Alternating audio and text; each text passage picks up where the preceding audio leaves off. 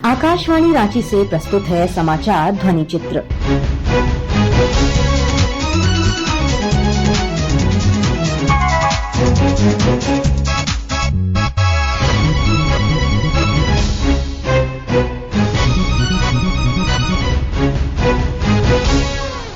इस अंक में लोकसभा चुनाव, मतदाता सूची अभियान और राष्ट्रीय महिला हॉकी लीग। देश में 7 चरणों में होने वाले लोकसभा चुनाव के सिलसिले में कल दूसरे चरण का मतदान संपन्न हो गया। दूसरे चरण में उत्तर प्रदेश, बिहार, मध्य प्रदेश, राजस्थान, महाराष्ट्र, पश्चिम बंगाल, कर्नाटक, छत्तीसगढ़, असम, मणिपुर, त्रिपुरा और जम्मू कश्मीर की कुल 88 लोकसभा सीटों के लिए कल मतदान हुआ। चुनाव आयोग द्वारा जारी रिपोर्ट के अनुसार दूसरे चरण में 66% मतदान दर्ज किया गया। इसके साथ ही अब अगले चरण में होने वाले मतदान के लिए राजनीतिक गतिविधियां और प्रशासनिक हलचल के साथ साथ मतदाताओं में भी खासा उत्साह देखा जा रहा है।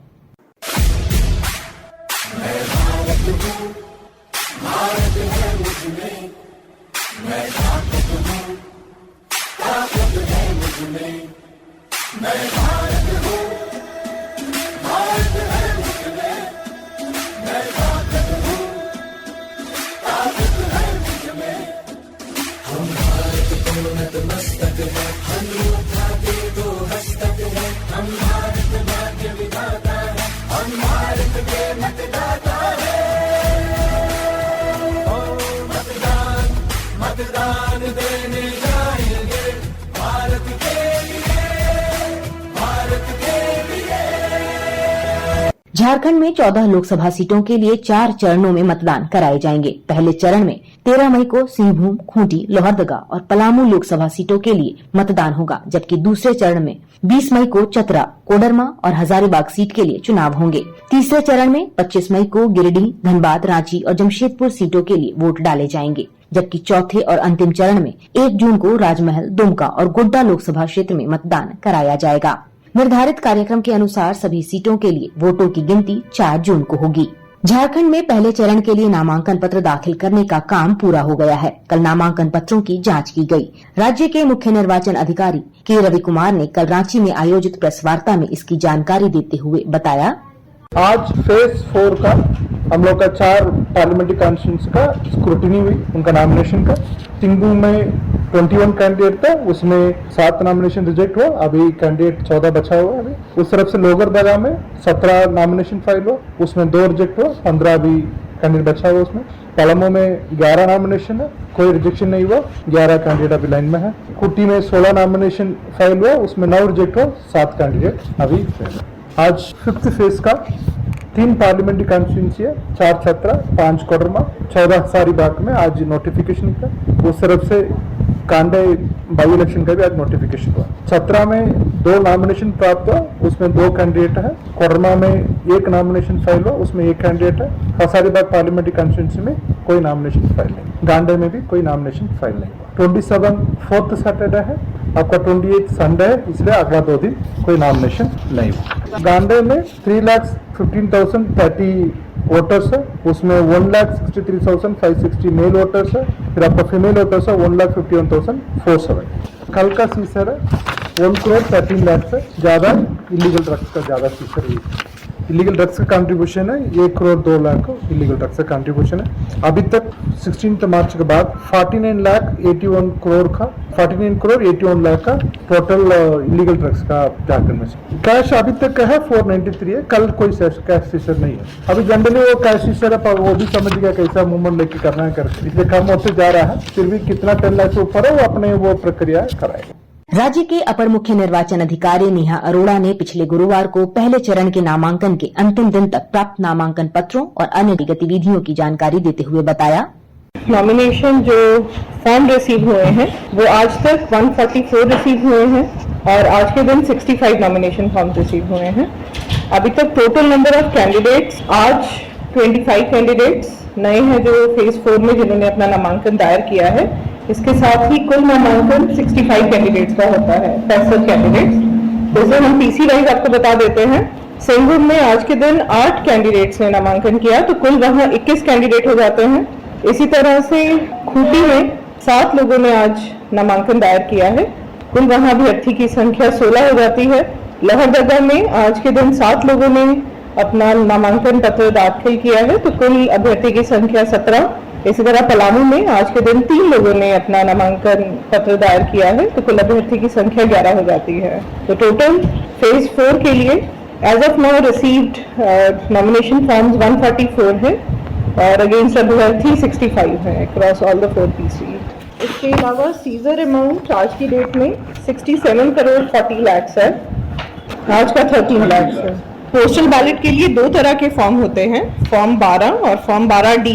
तो बेसिकली फॉर्म 12 है जो हमारे वोटर ऑन इलेक्शन ड्यूटी हैं, तो वो फॉर्म 12 के तहत अपना आवेदन देते हैं कि उन्हें पोस्टल बैलेट के थ्रू अपना मतदान करना है। इसी तरह फॉर्म 12D है। फॉर्म 12D में जो एब्सेंटी वोटर्स होते हैं, तो ये absentee voters physical disability, absentee voters senior citizen या एब्सेंटी वोटर्स एसेंशियल सर्विसेज, तो ये सब लोग फॉर्म 12D के थ्रू अपना एप्लीकेशन देते हैं पोस्टल बैलेट के थ्रू मतदान के लिए। तो अभी तक जो संख्या है फॉर्म 12D की, फॉर्म 12D ABSC में पूरी स्टेट में 2189 है।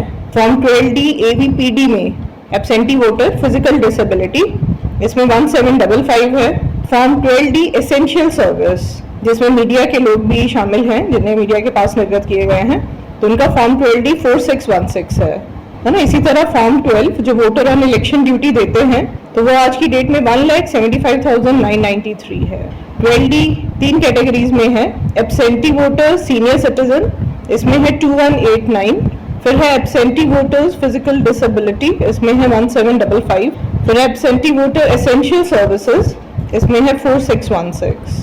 पोस्टल बैलेट के लिए एक और सूचना है, स्टेट में हम लोगों ने postal ballot exchange facility setup किया है ना। Postal ballot exchange facilities different dates को फंक्शनल होगा, जो कल उसका पहला दिन है फंक्शनल होने का। इसमें है कि पाया गया जब पोस्टल बैलेट के लिए एप्लीकेशंस लिए गए थे, तो वोटर्स किसी और जिला में उनका नाम इलेक्टोरल रोल में है, तो वैसे में एक जिला को दूसरे जिला के लिए ज्यादा डिस्टेंस तय नहीं करना पड़े, तो सभी जिलों से प्रतिनिधि यहीं स्टेट हेडक्वार्टर सीओ ऑफिस में यहाँ पे आएंगे, ताकि आपस में वो लोग फॉर्म 12 या 12D एक्सचेंज कर सके। इसके साथ ही अगली डेट्स भी दी गई हैं, जिसमें फिर आरओ जो पोस्टल बैलेट इशू करेंगे, फिर वो लोग आके आपस में पोस्टल बैलेट एक्सचेंज कर सकते हैं। और फिर नेक्स्ट डेट में आके जो पोल्ड पोस्टल बैलेट होगा, तो संबंधित आरओ को जमा करने के लिए तो आके फिर वो लोग यहाँ एक्सचेंज कर सकते हैं। तो ये इंटर डिस्ट्रिक्ट एक्सचेंज फैसिलिटी है जो पहली बार झारखंड में सेटअप की जा रही है ना। तो इसमें पॉलिटिकल पार्टी के रिप्रेजेंटेटिव सब आमंत्रित हैं। राज्य में दूसरे चरण में 20 मई को 3 लोकसभा सीटों चतरा, कोडरमा और हजारीबाग के लिए कल अधिसूचना जारी होने के साथ ही नामांकन की प्रक्रिया शुरू हो गई।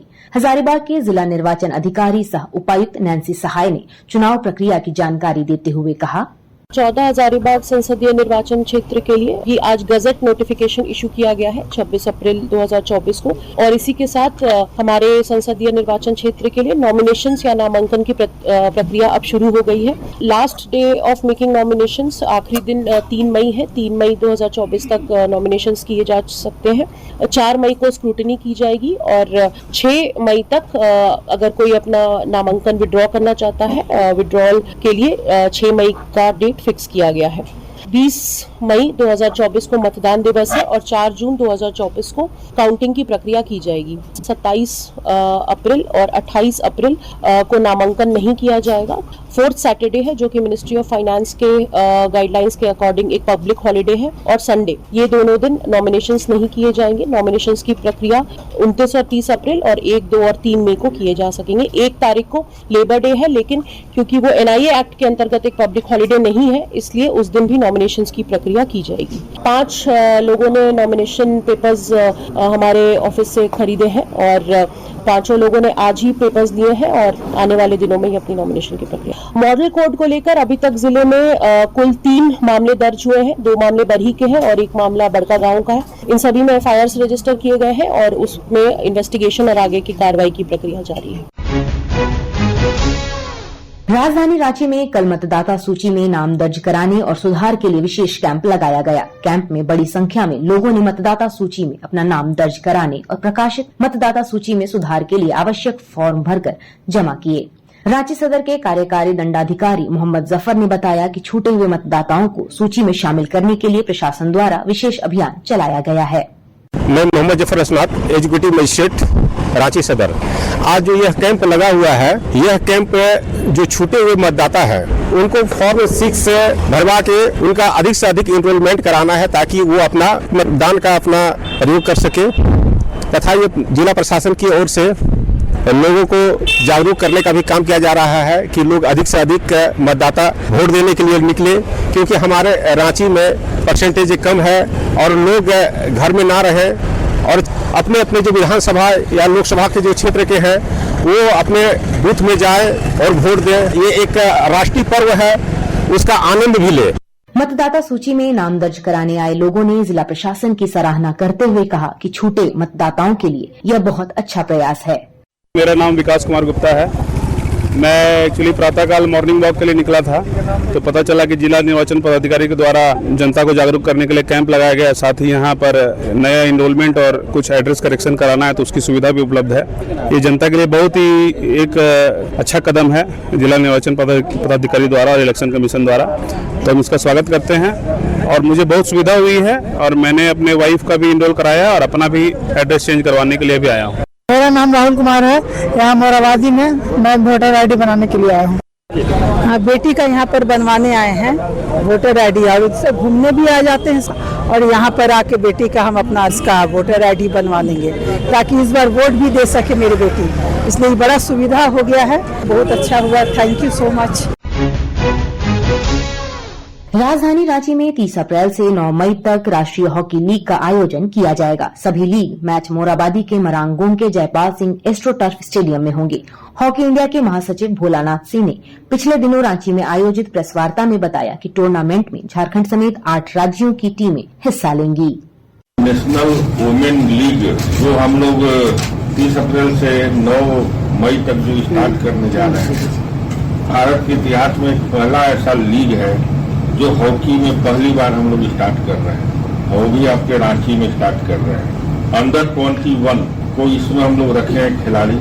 एक तो मेरा मेन ग्रुप है इंडिया का, एक सेकेंड जो ग्रुप है हम लोग उसके लिए मानो सेकेंड लाइन तैयार जो आपका इस टूर्नामेंट होगा, इसमें हम लोग इंडिया टीम को। ये लीग का सबसे बड़ी खासियत ये है कि जो अभी पूना में नेशनल आयोजित हुआ था और नेशनल में जो बेस्ट ऑफ 8 पोजीशन पर जो राज्य रहे थे वो 8 को इसमें शामिल किया गया है और एक दूसरे से सभी लोग खेलेंगे और पॉइंट सिस्टम होगा। जो टीम जीतेंगे उनको पॉइंट मिलेगा।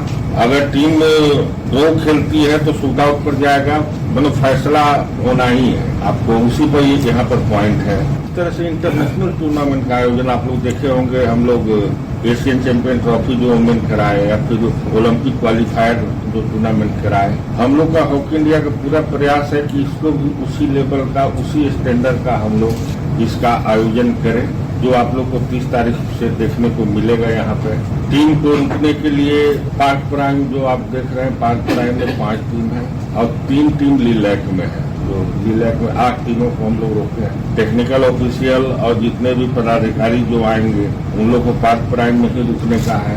टीमों को खाने की व्यवस्था यहीं पर है और बाकी जितने भी फैसिलिटी है या जितने भी सुविधाएं हैं वो हम लोग कोशिश किए हैं। स्टेट इसमें है आपका हरियाणा है, महाराष्ट्र है, झारखंड है, मध्य प्रदेश है, बंगाल है, मिजोरम है, मणिपुर है और उड़ीसा है। ये 8 स्टेट है जो इसमें पार्टिसिपेशन में डेली 4 मैच खेले जाएंगे। 1 मैच सुबह में 7 बजे से स्टार्ट होगा और बाकी 3 मैच हम लोग शाम में कराएंगे। एक 4 बजे से, एक 6 बजे से, एक रात में 8 बजे, जो लगभग 10 बजे रात तक चलेगी। इसके साथ ही आकाशवाणी रांची से समाचार ध्वनि चित्र का आज का संस्करण समाप्त हुआ। हर शनिवार को यह कार्यक्रम रात्रि 7:45 बजे समाचार एकांश द्वारा प्रस्तुत किया जाता है। संपादक, शिल्पी, प्रस्तुतकर्ता अरविंद कुमार और प्रवक्ता कामिनी कुमारी।